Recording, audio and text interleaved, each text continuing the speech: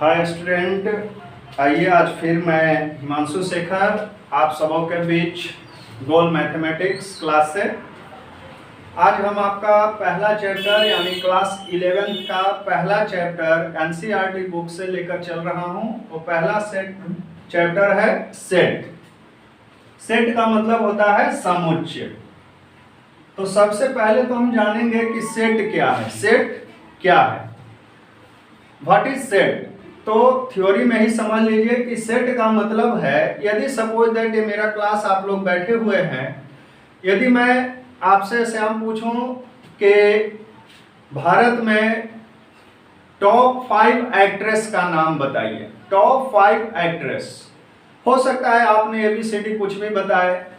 दूसरे स्टूडेंट आपसे मैं पूछूं कि भारत का टॉप 5 एक्ट्रेस बताइए, तो ये कोई जरूरी नहीं है कि जो इसने बताए हैं वही आपने बताएं, यानी कि आपका आंसर दोनों का चेंज हो गया, अलग अलग हो गया।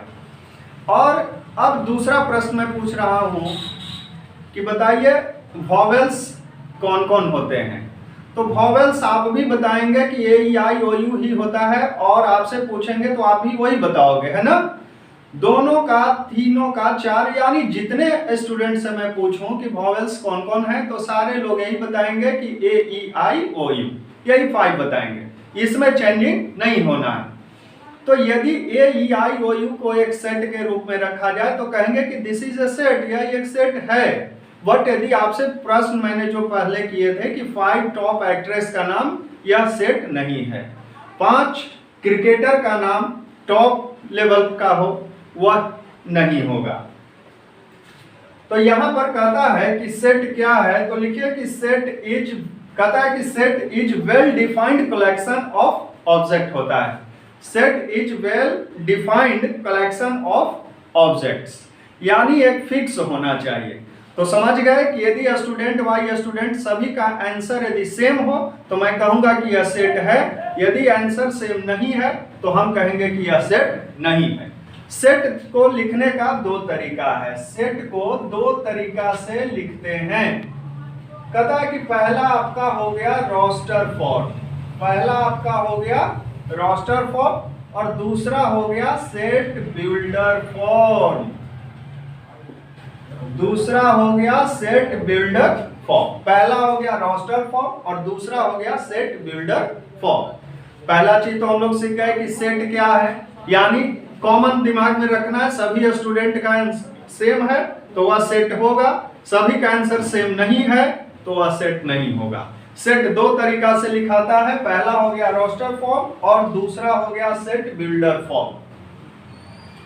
पहला सेट रोस्टर फॉर्म, दूसरा सेट बिल्डर फॉर्म। अब यहां ध्यान देना है कि रोस्टर फॉर्म हम लोग कैसे लिखते हैं। कहता है कि रोस्टर फॉर्म लिखने का तरीका कैसे है।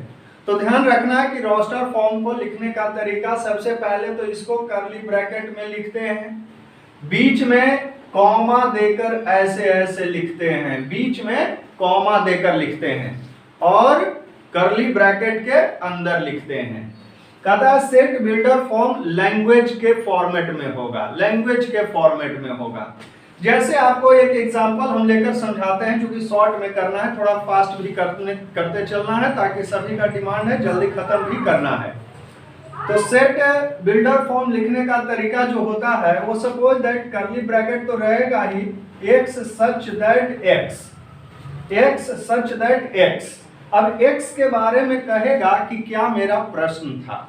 जैसे फर्स्ट प्रश्न हमने किए कि 5 वॉवेल्स बताइए, तो वो आगे लिखा जाएगा कि x is a vowels in alphabet letters, या x is a natural number greater than and less than, इतना ये लिखा जाएगा। आइए जब प्रश्न हम लोग देखेंगे तो उसमें आपका आइडिया मिल जाएगा। तो set roster form, set builder form. आइए अगला अब हम लोग चलते हैं, एग्जांपल ले रहे हैं। एक आध एग्जांपल जब देख लेंगे तब आपको समझ में आ जाएगा।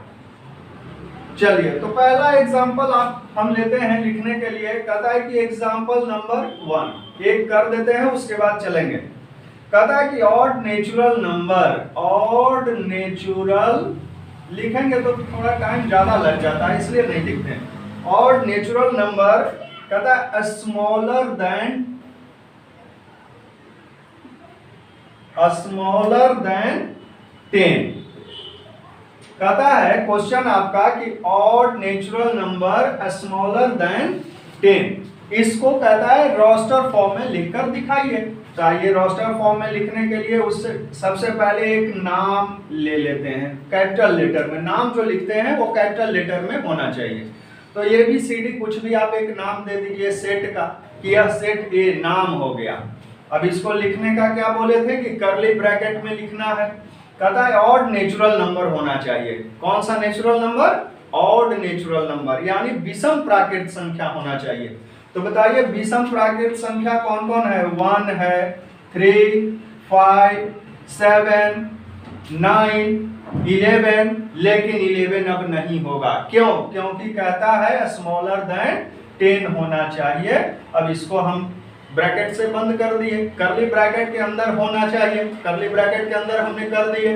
यही आपका हो गया, this is the roster form हो गया। क्या हो गया? यह आपका रोस्टर फॉर्म हो गया। आइए अब इसको सेट बिल्डर फॉर्म में लिख देते हैं। ये तो रोस्टर फॉर्म हो गया। सेट बिल्डर फॉर्म में जरा देखिए कैसे बताए। x such that x is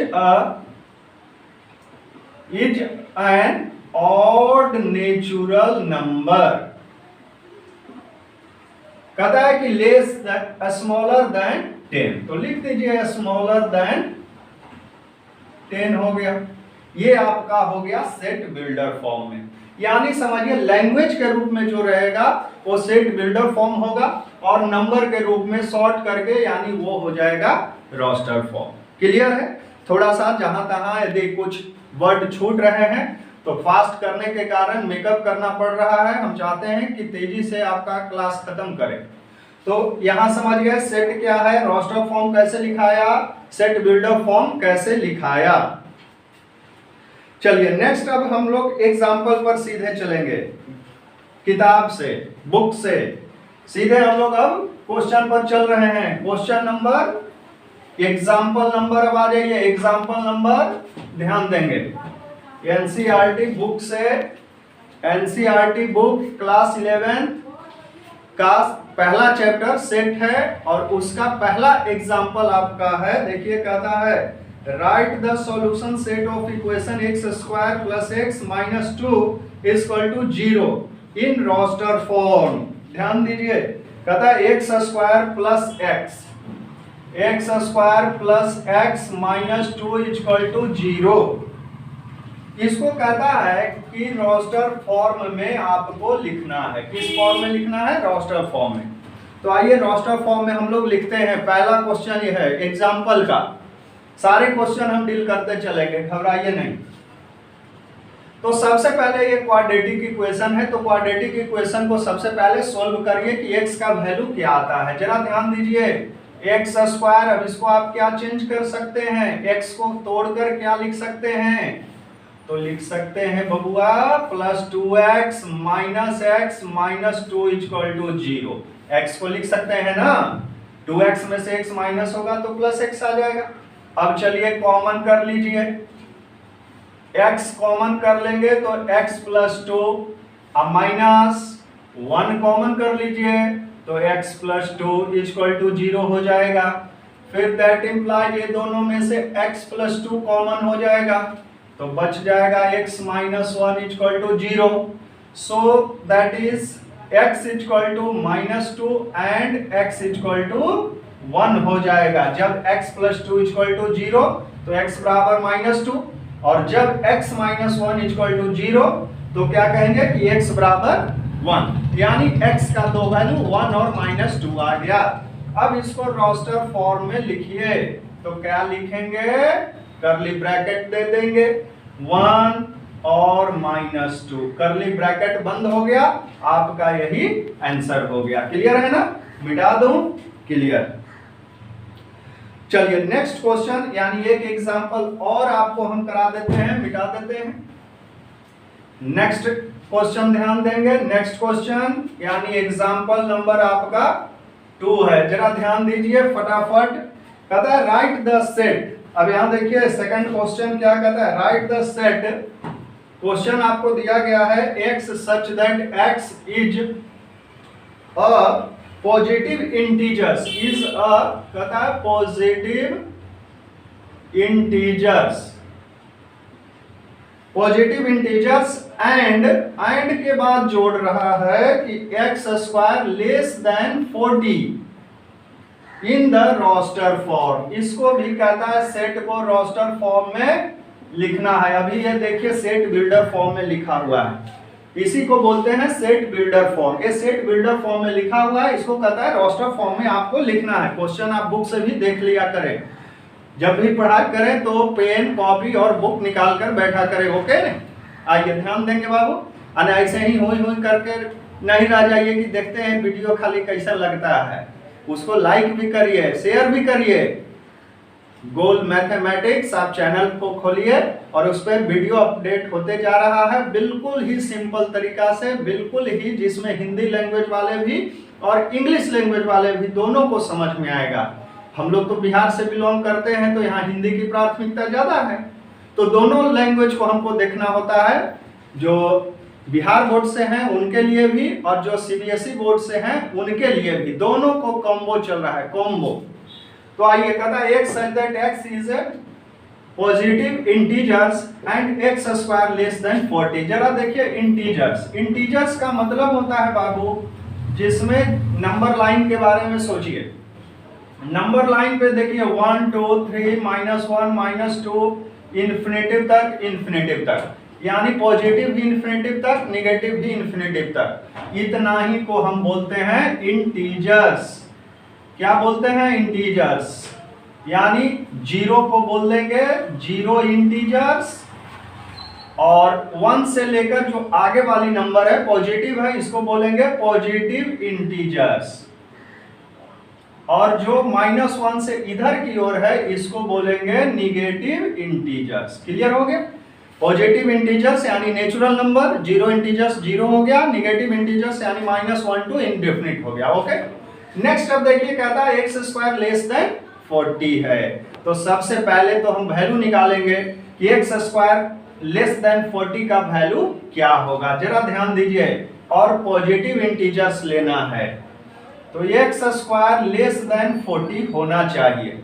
तो जब आप x के जगह पर 1 रखिएगा तो भी लेस देन 40 चलेगा, 1 चलेगा। x के जगह पर यदि 2 लेते हैं तो 2 दूना क्या हो जाएगा? 4, लेस देन 40 है, ये भी चलेगा। जरा यहाँ चेक करते जाइए, 3 लेंगे तो 3 3 9, 40 से कम है। 4 चौके 16, 5 5 25, 6 6 36, 6 6 36। जरा चेक करिए, यहाँ पर जो 36 आएगा 6 का स्क्वायर वह 40 से कम रहेगा, अर्थात हम x का वैल्यू 1 2 3 4 5 6 ले सकते हैं। 7 यदि आप लेते हैं तो जरा देखिए 7 7 या 49, 7 7 49, जो कि 40 से ज्यादा हो जाता है, तो यह इक्वेशन सॉल्व नहीं होगा, वैरी नहीं करेगा, तो यह कैंसिल हो गया। चूंकि 40 से कम होना चाहिए x स्क्वायर करने पर, तो यह 7 से नहीं होगा। अतः x बराबर इसका वैल्यू क्या क्या आ गया? 1 2 3 4 5 6। अब इसको हम क्या करेंगे? कर्ली ब्रैकेट के अंदर बंद कर देंगे। कर्ली ब्रैकेट मतलब एक घर होता है, घर के अंदर इसको बंद कर दिए, आपका यही रोस्टर फॉर्म में आंसर हो गया। चलिए आज हम क्वेश्चन नंबर यानी एग्जाम्पल नंबर 2 तक ही रखते हैं। अगले क्लास में एग्जाम्पल नंबर 3 से कल ही के वीडियो में हम डालेंगे, थोड़ा सा और अधिक करके। ओके, आप गोल मैथमेटिक्स चैनल को शेयर करें, लाइक करें, शेयर करें, सब्सक्राइब करें, तेजी से हम आपको वीडियो देते रहेंगे। अच्छा लगे तो फोन करके भी बताइए। Thank you, bye bye, okay.